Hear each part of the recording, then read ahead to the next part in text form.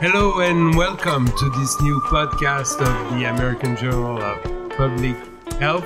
Here we are in Atlanta at the 2023 annual meeting of the American Public Health Association, and my dear friend and colleague and co-host, Professor Vickie Mays. And so here we are going to discuss about the health of immigrants in this country with Professor Maria Elena de Trinidad Young.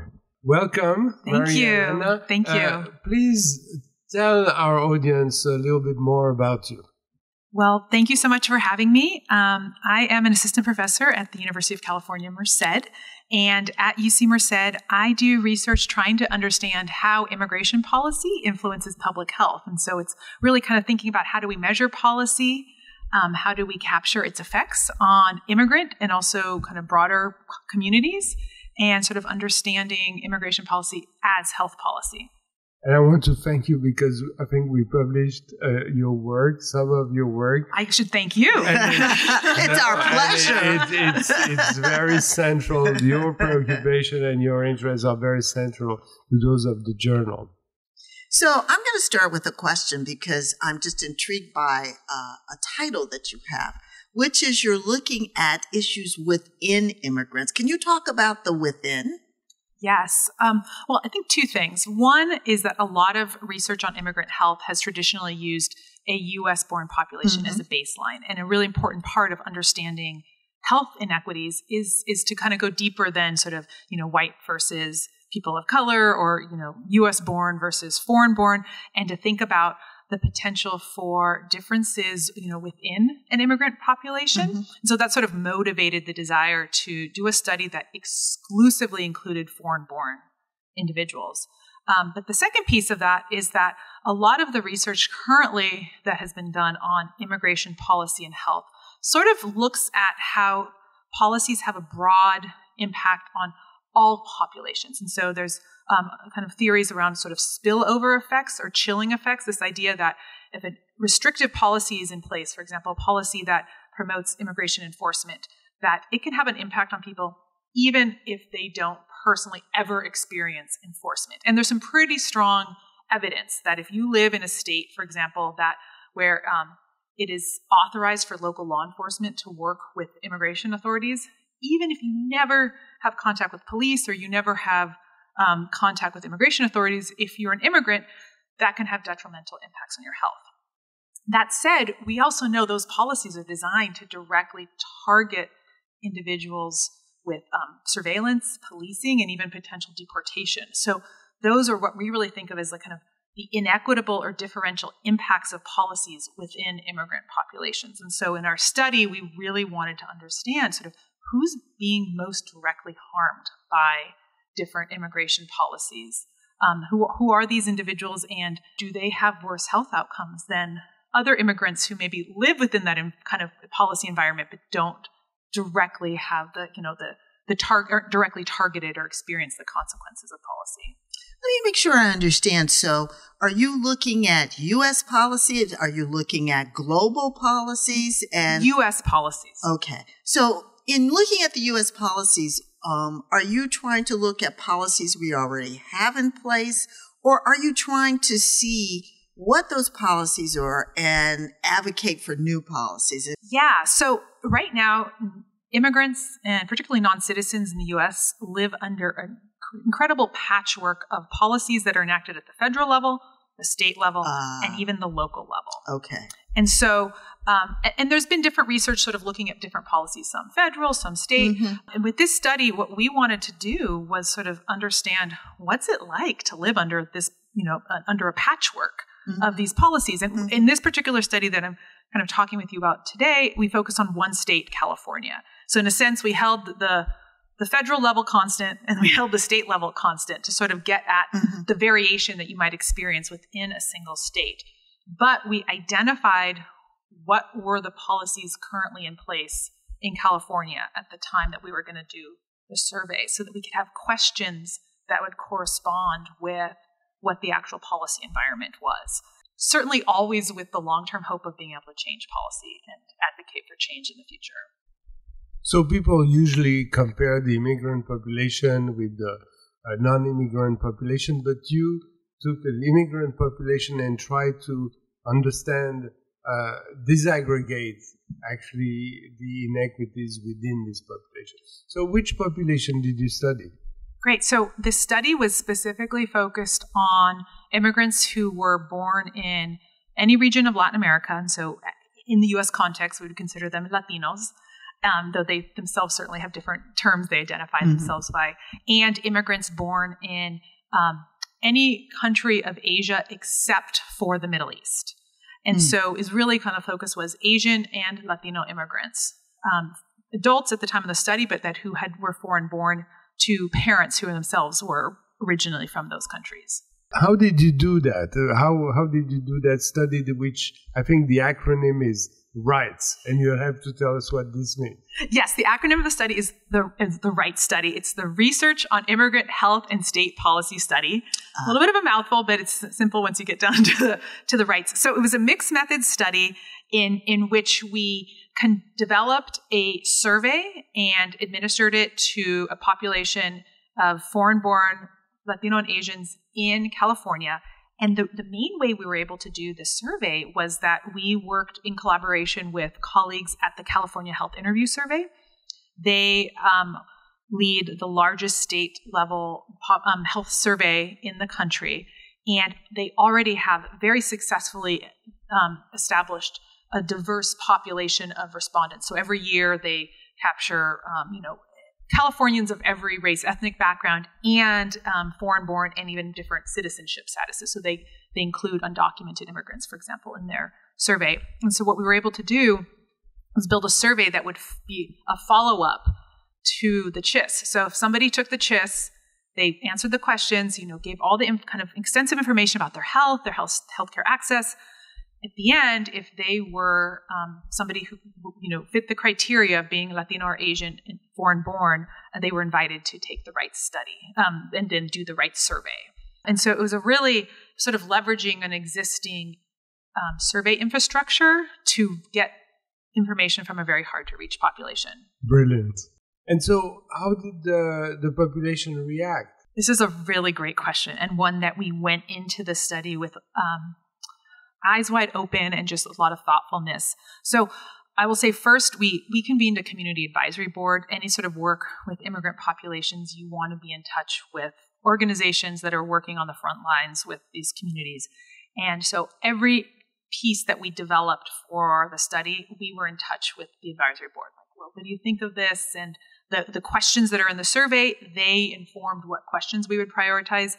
As we were getting ready to do recruitment, we had to have recruitment letters. All the participants received a letter kind of letting them know they would be invited to do the study. They weighed in on the study and on the language we were using, which was really helpful. But then once we fielded the survey, what we found was that people were absolutely okay answering our questions. And we had some sensitive questions. We asked about things like wage theft. We asked about concerns about public charge, which is a federal regulation that deems some people ineligible for a green card if they've used public benefits. We asked people about deportation, and we actually had 100% item response for every single one of those questions. People were willing to answer these difficult, I think, but important questions. What is wage theft? Wage theft is a term that applies to any sort of situation where somebody does not receive pay for work done. And that could mean you worked your 9 to 5 and your employer didn't give you a check, but it can also mean you work 9 to 5 and then your employer said, hey, you got to stay on another few hours, but I'm only going to pay you for the 8 hours. So it's sort of when an employer does not give a person their due compensation under state law for work done. It's the California Health Interview Survey, which, you did a great job about, its size and its representativeness. So what happens is that after the original respondent is there, they're asked, would you be willing to participate in another study? So the people that you've gotten are people who not only are representative, but are willing. So I'm so thrilled to hear the kind of questions you ask. So can you talk a little bit about the findings that you had and how, for example, it's different in terms of, kind of the two groups that you use? Because I would imagine that policies have been very differentially applied. Well, so the final survey had 23 different questions asking people whether or not, so it was sort of simple yes, no, they had ever experienced some sort of exclusion under policy. And an exclusion could have happened because a policy was targeting them. So, for example, we asked people about racial profiling, if they'd ever been racially profiled by police.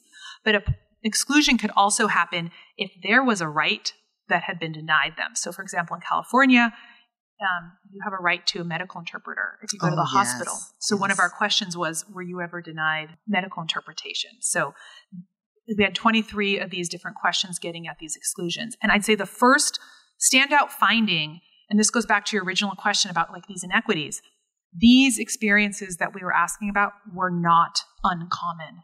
That is to say that while policy has a broad-reaching impact just generally by creating kind of xenophobic environments, people are also contending day to day with direct exclusions, not getting the medical interpretation that they need, avoiding public benefits that they need and are actually eligible for because of public charge, being denied work opportunities because of their legal status, having wages denied them, and then being racially profiled in their communities and knowing people who are deported. So I'll highlight just a couple of statistics. 1 in 3 respondents had reported that they would not use a public benefit they needed because of public charge rule.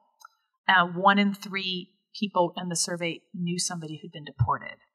And 1 in 3 had experienced wage theft, having wages denied. So these are really, I think, it gives us pause in terms of thinking about the consequences of these policies. So that's sort of the descriptive findings. And then we did a bunch of fancy analyses that I won't use the terms for, but when we look at how those experiences correspond with people's health outcomes, we found the more experiences you've had, the more likely you're going to report having experienced psychological distress in the last year, and the more likely you'll respond that you have delayed needed health care in the last year. And that was pretty consistent across all the different policy areas. But did you see differences between those from the Latin countries and those from the Asian countries? It's a great question. And this was something that was really interesting because going in, we hypothesized, yes, we would see differences. And we also hypothesized that we would see differences in health outcomes. And what we ended up finding was that overall, the Latino immigrants reported higher levels of all the exclusions. And that's not so surprising. A lot of these policies are very racializing. Some are very, I would even call like anti-Latino. They've sort of been designed to racialize this population. The numbers were not small though for example, racial profiling. 16% of Latinos reported ever being racially profiled. 12% of Asians reported ever being racially profiled. So there were differences. But the key thing that we found is once we looked at the health outcomes, it didn't matter the person's race or ethnicity. If they experienced the exclusion, it was associated with worse health outcomes. So if we think about it at a population level, more Latinos in California are contending with knowing somebody who was deported. But if an Asian person knows somebody who was deported, it's the same risk for poor health as for a Latino person. But is deportation as common in one population than the other? It's much more common amongst Latinos. And in our sample, about 44% of the Latino respondents knew somebody who was deported. So it's like almost 1 in 2. But this was some of the first population data available from Asian immigrants. 1 in 10 Asian immigrants knew somebody who's deported. And by my standards, that is not small. That's quite an impact, although it's not the same as for the Latinos. And to further characterize the population, what proportion were undocumented and which proportion were actually resident? Great question. So everyone was foreign born, so nobody was a U.S. born citizen. About half the sample were naturalized immigrants. And then of the remaining half were green card holders. So about 25% total were green card holders and 25%, the other half were undocumented. We can say that your finding actually underestimate the true reality because those result must be even worse among undocumented populations. Yeah, I mean, and that's a harder population to reach, but I think a study that had 100% undocumented individuals, we would see these numbers be larger. So in terms of specific policies in the state of California, what's your sense of ones that may be more egregious than others? Great question. So California has been a leader in really enacting a lot of pro-immigrant policies. And so I want to, acknowledge that. And there's been some just incredible policymakers who themselves are from immigrant families that have, attended, UCs or the California State Universities. And so I think it's a real exciting place to be working because there's this potential policymakers want to make the change. But I think a couple of places where we see gaps, and I've explored this in some of my more recent research since the rights study. So one piece is that while there are these like labor protections in place, enforcement of those protections is not necessarily that strong. And California is actually the only state in the U.S. that has a law that prohibits employers from using immigration to retaliate against an employee. Right. However, it's still really hard. An undocumented worker isn't necessarily going to go and report their employer for immigration-related retaliation. So there's still just big gaps in terms of ensuring that immigrant workers can report, feel supported, have the legal support that they need. So where I live in the Central Valley of California, it's a very rural agricultural area. It's sort of been described as a legal desert. There's very few lawyers or legal aid nonprofits to help like workers. So that's one big area. And then the second area is that California has some of the strongest what we call sanctuary policies that are policies that aim to prevent local law enforcement from engaging with immigration officials. Unfortunately, even in a state like that, we're seeing gaps. And so in the region I live in, which is, again, rural and agricultural and politically more conservative than, let's say, San Francisco or Los Angeles, the local sheriffs have actually violated that law. And there was a extensive report done by some of my collaborators at the ACLU that documented this through public request acts. And the law doesn't sort of have the teeth to ensure that these state level regulations are being implemented at the local level. Those are, protection, legal protection, protection from abuses from the police. But where does public health, intervene? How can public health improve the conditions and reduce those types of connection between these racial policies and health? A great question. So, one, I think, is through pushing through policy change, and there's a lot of really exciting collaborations between health departments and health CBOs with advocacy groups that are sort of pushing for change. I think, indeed, where California is at, while we have gaps, it's still an incredible place, and that is the product of public health organizations. But I think the second piece is a lot of some of the core services provided by like local public health departments are direct services and resources that people need, and addressing the fears that might exist in the community to facilitate access to those resources is critical. So in work I've done in the region where I live, there's still a lot of fear to go to clinics, to enroll in Medicaid. California is about to roll out a new Medicaid policy. We call it Medi-Cal, where anybody, as long as they're income eligible, regardless of legal status, can enroll.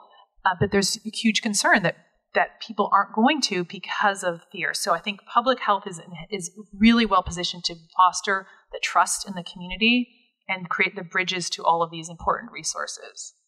Can you talk a little bit about what aspect of public health, like what would be the role of the local public health organizations? What would be the role of the community organizations? Because one of the methods in which it's been talked about, and we have done this in LA at Martin Luther King, is we're starting to have property in which you then have it be adjacent to a healthcare facility, and it becomes one-stop shopping almost. That's you have amazing. The lawyers there, you have, so that you come for healthcare, or you come to see the lawyer, we can also get you to go over to see healthcare. Are you all thinking about that in any of the policies that you're attempting to work on in public health? Right now, I'm not, but I love that. I think still trying to sort of figure out how do we translate these into specific immigrant immigration-related policy changes, but I think what you're getting at is this critical thing in actually rethinking the infrastructure of public health. And there's pretty good evidence that medical legal partnerships are really effective. And from what I've heard from community groups who are working on the ground, it's that when people have once they have a trusted provider, they will continue to seek the services there. I know that, for example, the promotora or the community health worker model has also been expanded a lot throughout California. And in California, Medicaid now can reimburse time for community health workers or promotoras. And so I think these are critical things. It's not been my main area of research at this point, but I'm seeing these, and it aligns exactly with what we're seeing from the right study. These are the gaps. These are the things that are needed. And this is where I think public health will benefit from your research. Because I hope so. It's helping them see what are the things that are serving as barriers. And then to realize that as you build a public health intervention, it's not just having an Office of Public Health there, but it's knowing who else, for example, to have a partnership with. And this is what, I have to give a shout out to LA County. This is what they did.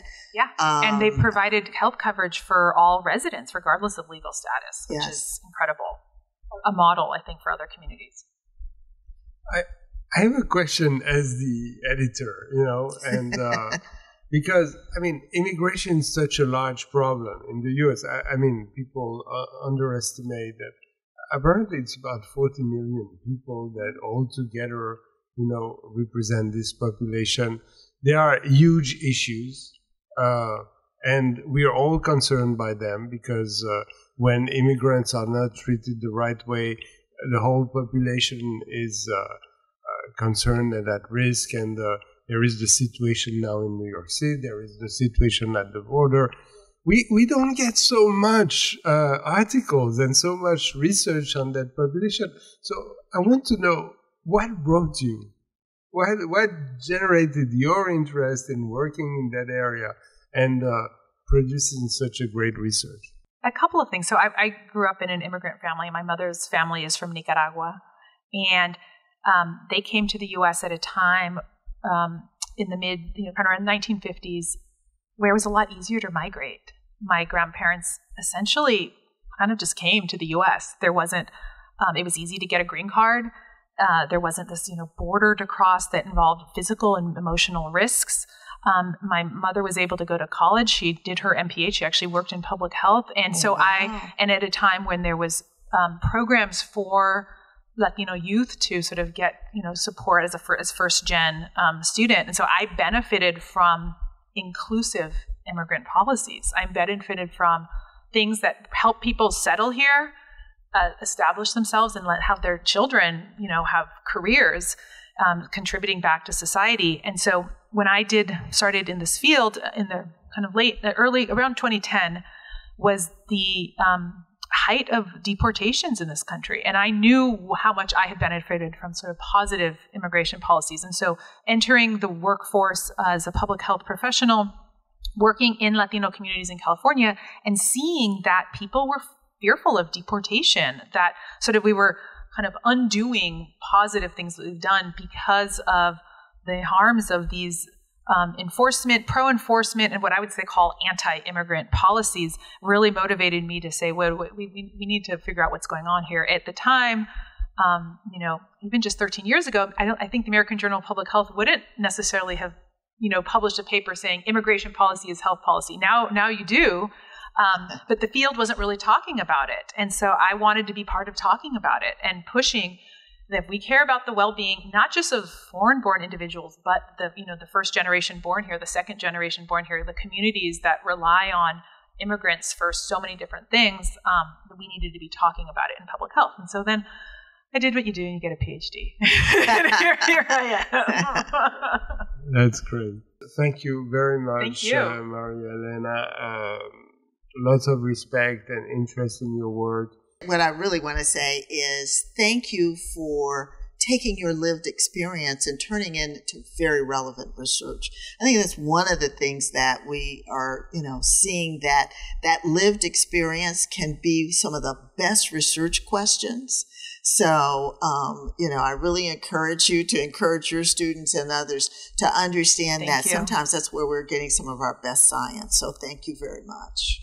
So this is the end of this podcast with Elena Trinidad Young, who has this work on immigrant population in the United States. And we hosted this podcast with Vickie and myself, Alfredo Morabia, editor-in-chief of the journal. Thank you for listening.